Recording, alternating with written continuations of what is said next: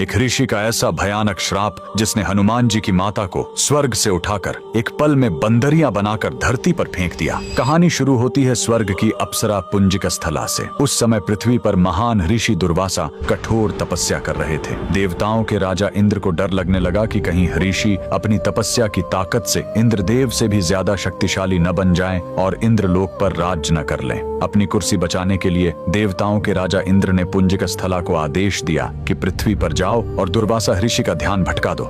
इंद्र के आदेश पर वह ऋषि के आश्रम गई और उनकी तपस्या में बाधा डालने लगी। ऋषि दुर्वासा ने गुस्से में आंखें खोली और उसे श्राप दे दिया। तूने एक चंचल वानर की तरह हरकत की है, जा पृथ्वी पर तेरा चेहरा भी वानर जैसा हो जाएगा। अप्सरा ने रोते हुए ऋषि के पैर पकड़ लिए। तब ऋषि ने दया दिखाई और मुक्ति का उपाय बताया। जिस दिन तुम भगवान शिव के 11वें रुद्र अवतार को जन्म दोगी, तुम वापस अप्सरा बन जाओगी। इसी श्राप के कारण उस अप्सरा ने पृथ्वी पर वानर राज कुंजर के घर बेटी के रूप में जन्म लिया, जिनका नाम अंजना पड़ा। बरी होने पर उनका विवाह महान वानर योद्धा केसरी से हुआ, लेकिन श्राप से मुक्ति पाने के लिए उन्हें एक पुत्र की आवश्यकता थी। इसलिए माता अंजना ने हम्पी के इसी अंजनाद्रि पर्वत पर भगवान शिव की घोर तपस्या की। सालों की तपस्या से शिव जी प्रसन्न हुए और वायुदेव के माध्यम से अंजना के गर्भ में दिव्य शक्ति स्थापित की। और तब इसी पहाड़ी पर जन्म हुआ बजरंग बली का। हनुमान जी के जन्म लेते ही माता अंजना का श्राप टूट गया।